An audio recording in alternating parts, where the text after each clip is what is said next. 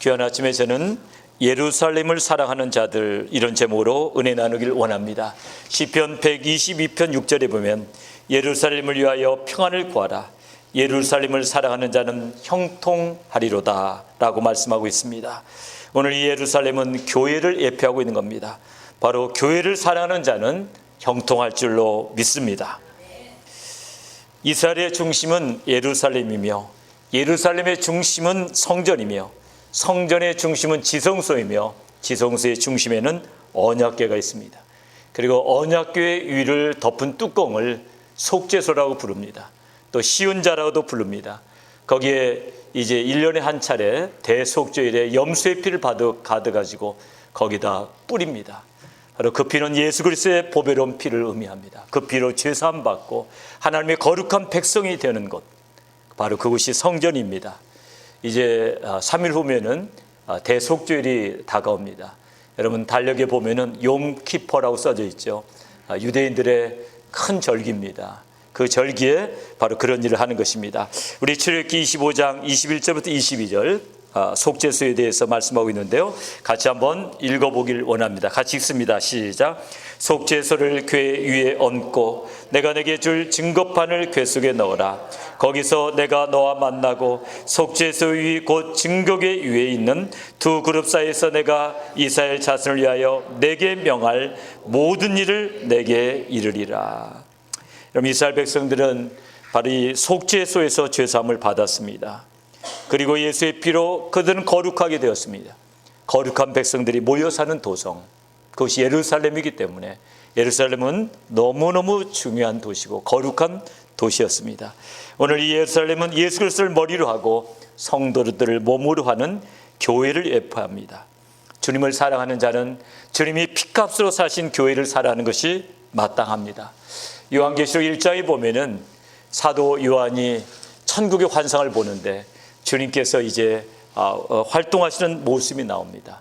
주님이 어디에서 활동하십니까? 7 금초대 사이를 다니세요. 그런데 이 7 금초대는 바로 교회라고 말씀하고 있습니다. 교회가 너무나 귀하기 때문에 금초대로 상징되는 것입니다.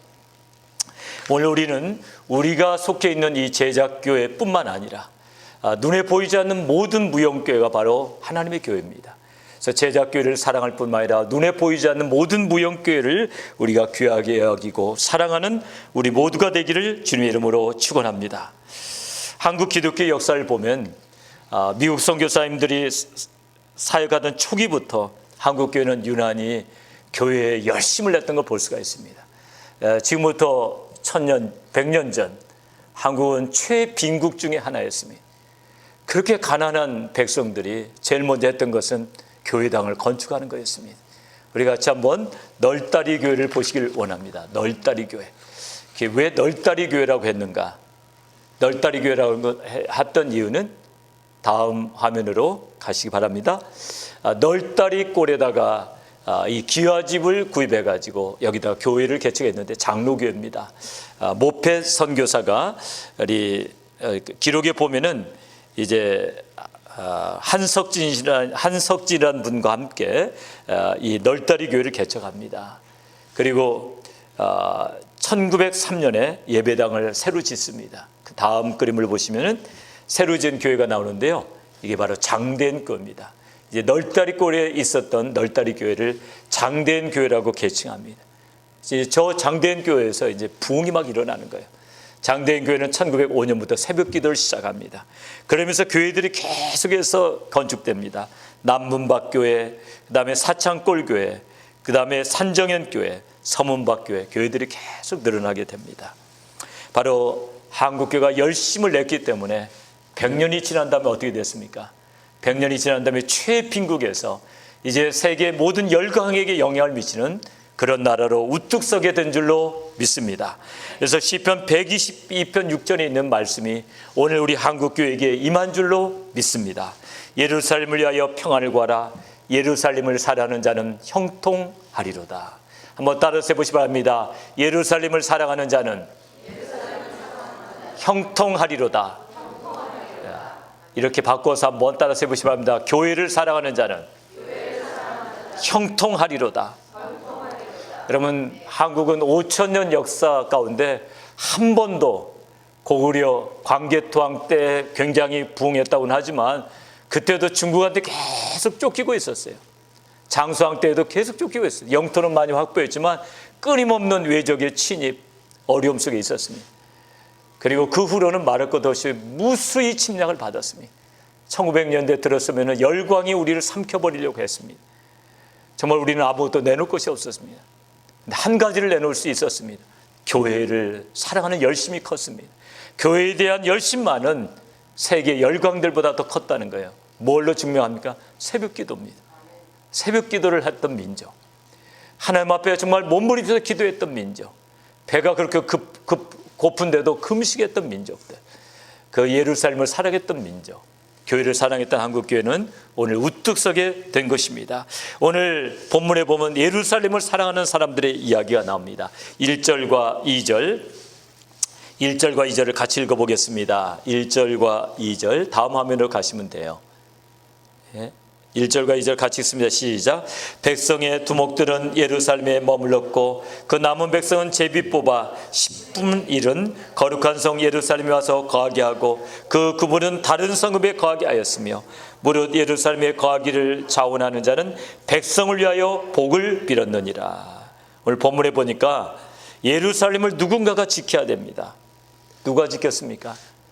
근데 예루살렘을 지키는 게 어렵습니다. 왜 그럴까요? 자기 본성에 가서 뭘 해야 됩니까? 농작을 해야 되지 않습니까? 자기 생업에 종사해야 되잖아요. 근데 예루살렘에 머무는 게 힘든데 누가 머물렀다고 되어 있습니까? 첫 번째는 두목들이 머물렀다. 두목은 오늘날로 말하면 뭘까요? 직분자들이 머무른 거예요. 아무도 강요하진 않았어요. 두목이 꼭 머물러야 한다고 강요하진 않았습니다. 두목들이 자원해가지고 예루살렘을 지키는데 헌신했습니다. 교회에 어려운 일이 있을 때 직분자들이 앞장서는 교회는 소망이 있습니다. 이제 우리 교회가 여기에 19년을 있다가 건물을 옮기게 됐는데요. 여러분도 잘 아시다시피 한 5년 전에 우리 빌딩국에서 우리에게 티켓을 주면 어려움이 있었죠. 그래서 우리가 이 빌딩을 고치면서 누가 앞장섰습니까? 많은 성도들이 앞장섰지만 특별히 우리 안수집사 권사님들이 2번에 걸쳐서 한 번은 정말 자원해서 나고 또 한 번은 약간의 강제성을 띤 헌금을 해가지고 그렇게 해가지고 필요한 기금을 채웠습니다. 여러분, 정말 직분자들이 앞장서지 않았다면 잘 되지 않는 일이죠. 그래서 정말 예루살렘을 지키는 일에 누가 앞장서야 되는가? 직분자들이 앞장서야 됩니다. 안수지사 권사님뿐만 아니라 여기 직분자들 많이 있죠. 직분자들이 예루살렘을 지켜야 한다. 오늘 이것을 꼭 마음에 두시기 바랍니다. 누가 지켜야 되는가? 물론 직분이 높아갈수록 책임이 커질까요? 작아질까요? 당연히 커지겠죠. 그렇죠? 그러나 내가 다른 사람보다 직분이 낮기 때문에 나는 책임이 덜하다, 이런 마음 가지면 안 돼요. 함께 지켜가는 것입니다. 함께 지켜갈 때 예루살렘이 튼튼히 세워질 줄로 믿습니다. 여러분, 우리 성막에 보면은 불 꺼뜨리지 말라는 말이 많이 나와요. 무엇보다도 무슨 불 꺼뜨리면 안 되냐면 번제단 불 꺼뜨리면 안 돼. 번제단 불 꺼뜨리지 말라. 몇 번 나옵니다. 불을 꺼뜨리지 말라. 번제단의 불은 무엇을 이야기하면 죄악을 불태우는 성령의 불을 의미하는 거예요. 그러니까 교회에 성령의 불이 꺼지면 그 교회는 소망 없어요. 그래서 우리는 성령의 불을 꺼뜨리지 말아야 됩니다. 성령님께서 감동을 주실 때 그 감동을 따라가야지 불이 꺼지지 않아요. 그 다음에 우리 꺼뜨리지 말아야 될 게 있는데요. 성소 안에 있는 우리 향단의 불을 꺼뜨리면 안 돼요. 이 향단의 불은 뭐냐면 기도를 상징하는 겁니다. 기도가 꺼지면 안 됩니다. 교회의 기도가 꺼져버리면 교회가 완전히 무너지는 겁니다. 오늘 우리가 교회의 기도의 불이 꺼지지 않도록 우리 누가 앞장서야 됩니까? 두목들이 앞장서야 될 줄로 믿습니다. 같이 먼저 앞장서는 겁니다. 오래전에 성막 세미나에 갔더니 강사님이 그런 말씀하세요. 자기 교회는 언제든지 중보기도실에 가면, 지하에 있는 중보기도실에 가면 24시간 릴레이 기도가 계속되고 있다는 겁니다. 밤이고 낮이고 언제든지 와보라는 겁니다. 기도가 끊이지 않는다는 거예요. 제가 많이 도전을 받게 됐죠. 그 당시에 우린 교회가 작으니까 그렇게 24시간 릴레이 할 수가 없잖아요. 그러면서 또 덧붙여 하시는 말씀이, 권사님 한 분은 항상 강단 앞에서 하루에 4시간씩 기도를 한다는 거예요. 그래서 자기가 그 기도에 힘입어서 이렇게 목회를 힘있게 할 수 있다는 거예요. 그 이야기를 제가 교회에 와서 이렇게 했더니 가장 연장자이시고 열심히 있었고 책임감이 강했던 우리 권사님이 큰 찔림을 받으시고 그 다음 날부터 4시간씩 기도한 게 아니라 1시간씩 꼭 기도했어요. 새벽에 기도하신 게 아니라 새벽에도 하고 오후에 따로 오셔서 1시간씩 기도를 했습니다. 여러분 대단히 그건 중요합니다. 여러분 우리가 정말 예루살렘을 지키는 것, 직분자들이 교회를 지키는 것이 중요한 일인 줄 믿습니다. 두 번째로는 자원에서 지키는 자가 있었어요. 그 다음에 어떻게 했습니까? 두목들만 가지고 지켜져요? 지켜지지 않아요. 두목이 몇 명이나 된다고 두목 가지고 지킵니까? 두목보다는 일반 백성들이 더 많았잖아요. 그러니까 어떻게 합니까? 제비 뽑는 거예요. 10분의 1은 있어야 지킨다는 겁니다. 예루살렘을 지키기 위해서는 10분의 1은 있어야 된다. 그걸 어떻게 하였습니까? 제비 뽑아서 10분의 1을 뽑았습니다. 그러니까 교회에서 좀 성경적인 방법 중 하나가 똑같은 조건일 때 뭐 하기가 곤란할 때는 어떻게 해야 됩니까? 제비 뽑는 거예요. 제비 뽑아서 하면 가장 성경적이게 됩니다. 그러나 제비 뽑혀가지고 예루살렘을 지킨 사람도 중요하지만 더 중요한 건 누굽니까? 오늘 본문에 보니까 자원하는 사람이 있었다고 되어 있습니다. 오늘 본문 2절에 보니까 무릇 예루살렘에 거하기를 자원하는 자는 백성들이 위하여 복을 빌었느니라. 여러분 정말 중요한 것은 자원하는 거예요. 하나님은 자원하는 자를 기뻐하시는 줄로 믿습니다. 우리가 주일을 할 때 자원하는 마음을 하셔야 됩니다. 강제로 하는 것, 의무적으로 하는 것 하나님을 기쁘시게 못합니다. 저는 저와 여러분이 자원해서 주일을 하게 되시기를 주님의 이름으로 축원합니다. 여러분 좀 아멘 좀 크게 하시기 바랍니다. 눈을 크게 뜨시고 자원하는 여러분 되시기를 주님의 이름으로 축원합니다.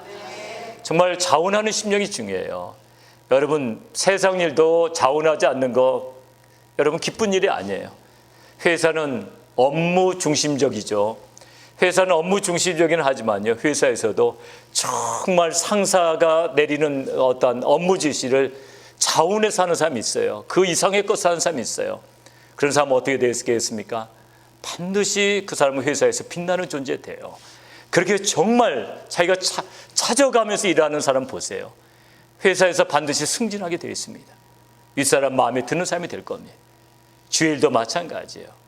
아무도 원하지 않을 때, 어렵다고 사람들 다 뒷공무니 빌 때 자원하는 사람이 정말 하나님을 기쁘시게 해드릴 수 있는 줄로 믿습니다.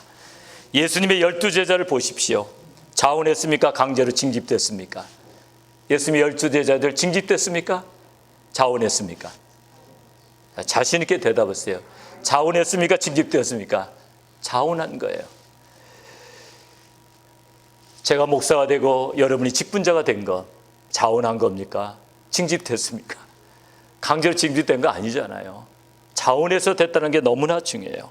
십자가 군병들은 다 자원 입대한 줄로 믿습니다. 여러분 십자가 그게 중요합니다. 지난 주간에 우리 존 스와츠맨 우리 전 랜노드가 이렇게 우리 교회를 방문했는데 그 아버지 필립 스와츠맨 우리 할아버지는 파일럿이었습니다. 그분은 2차 세계대전에 참전하셨습니다. 그래서 그분은 그것이 항상 자랑이고 아들도 그게 자랑이에요. 우리 아버지가 미국을 위해서 싸웠다는 것. 강제로 징집되지 않았습니다. 자기가 자원해서 입대했습니다. 그리고는 파일럿이 됐는데요. 항상 제가 찾아가면 할 말이 있는 거예요. 내가 전투기를 몰고 달려갈 때 얼마나 자랑스러워요. 오늘 우리가 자원한 사람들은 하나님을 기쁘시게 해드리고 오늘 역사의 길이 남을 줄로 믿습니다. 그런 의미에서 두목들을 한번 봅니다. 두목의 명단을 한번 보시는데요. 두목을 보십니다. 유다 자손 중에서는 베레스 자손인데요. 베레스 자손 중에는 두목이 누굽니까? 두목은 아다야와 마하세아라고 되어 있습니다. 그런데 마하세아에 대해서 마할렐렐의 5대 손이고 누구의 몇 대 손이고 이게 쭉 나옵니다. 왜 이렇게 길게 족보가 나올까요? 두목들이 너무나 귀하니까. 여러분 자기 가문 자랑하는 사람 있잖아요. 정말 자기가 이렇게 쓰임받게 된 것에 대해서 자랑하는 사람은 어느 공파 내가 몇 대 손이라고. 저는 무슨 공파 몇 대 손인지 저희 아버님 이야기도 다 잊어먹었어요. 무슨 우리가 뭐 그래도 양반 가문이다 그러면서 뭐 정승이 몇 명 나오고 연료가 몇 명 나오고 그런데 다 잊어버렸어요.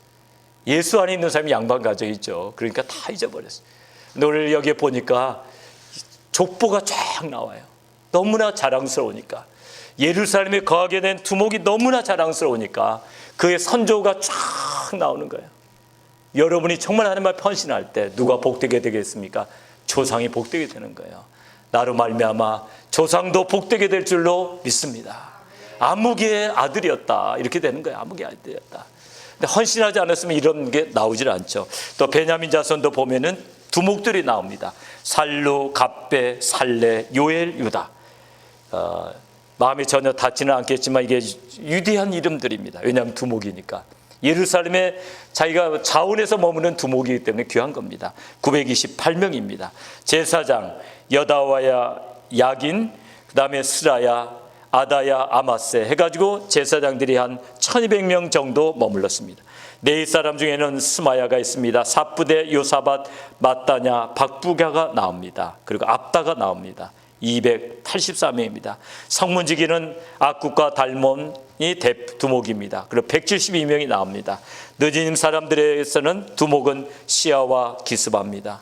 그 다음에 아삽 자손 중에서는 우시입니다. 그런데 우시 아삽 자손에 대해서 재미있는 기록이 나옵니다. 22절부터 23절을 같이 한번 읽어봅니다. 22절, 23절, 그 다음 하면 22절, 23절,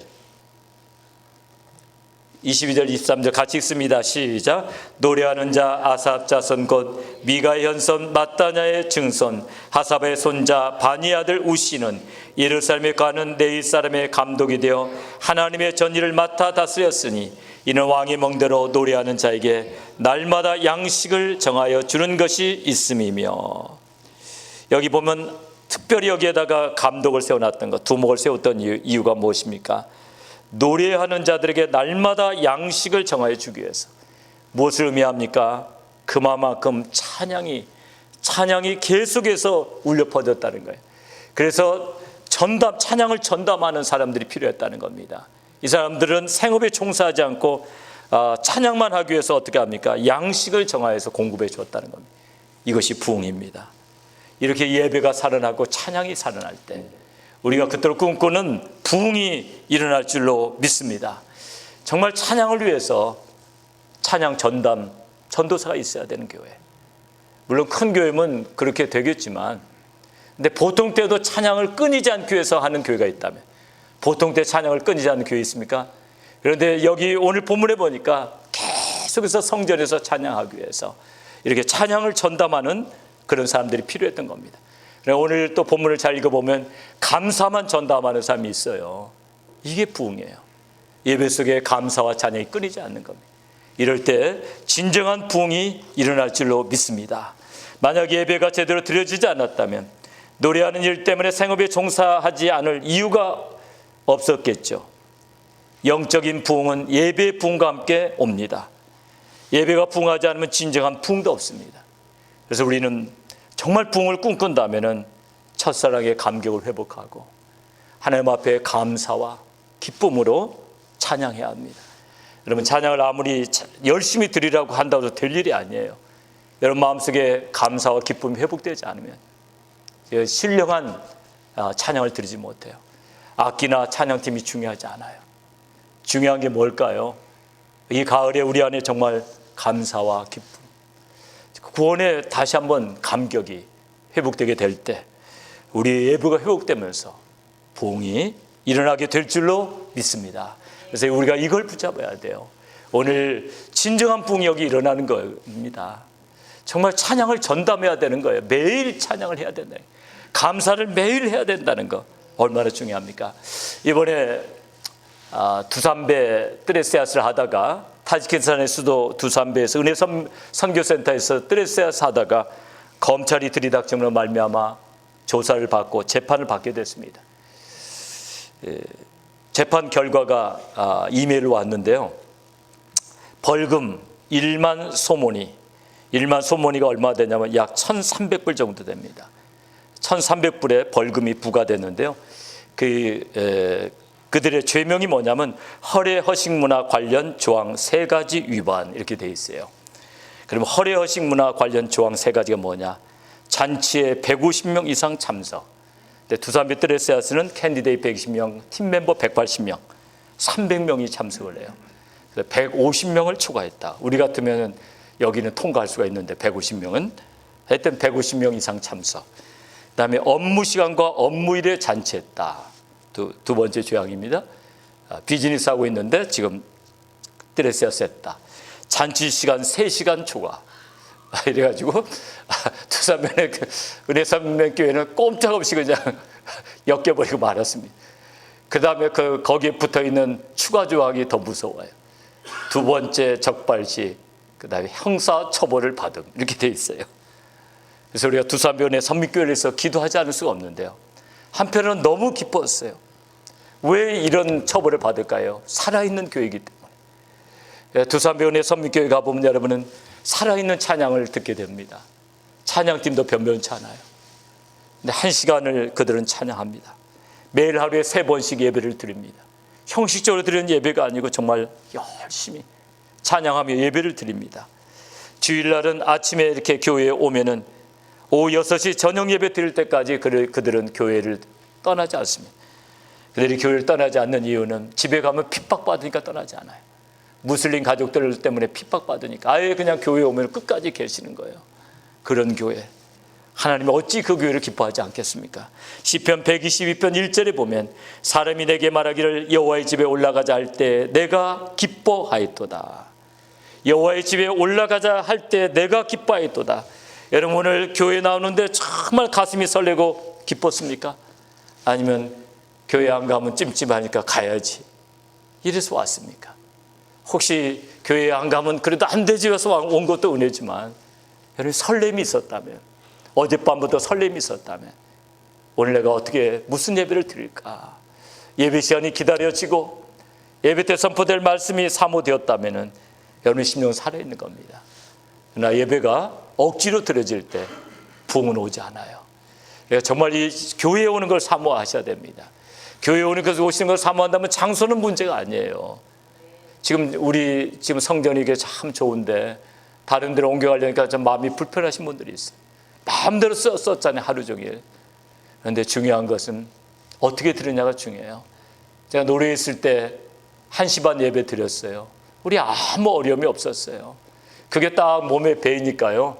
아무 어려움이 없었어요. 오히려 시간이 많이 있잖아요. 그러니까 예배 더 많이 준비할 수 있잖아요. 그래서 좋았어요. 그리고 1시 반에 예배를 드리니까 저는 2시간 떨어진 지역에다가 교회 하나를 개척해서 9시 예배를 거기 가서 드려요. 그리고 2시간 달려오면 1시 반 예배하고 딱 맞아요. 너무 좋더라고요. 교회 2개 할 수 있으니까. 우리가 오후 예배 드리면 제가 또 다른 쪽에서 9시 예배, 8시 반 예배 드리고 또 갈 수도 있잖아요. 예배를 어떻게 드리냐가 중요해요. 빌려 쓴다고 그래가지고 힘들다는 생각만 하면 안 돼요.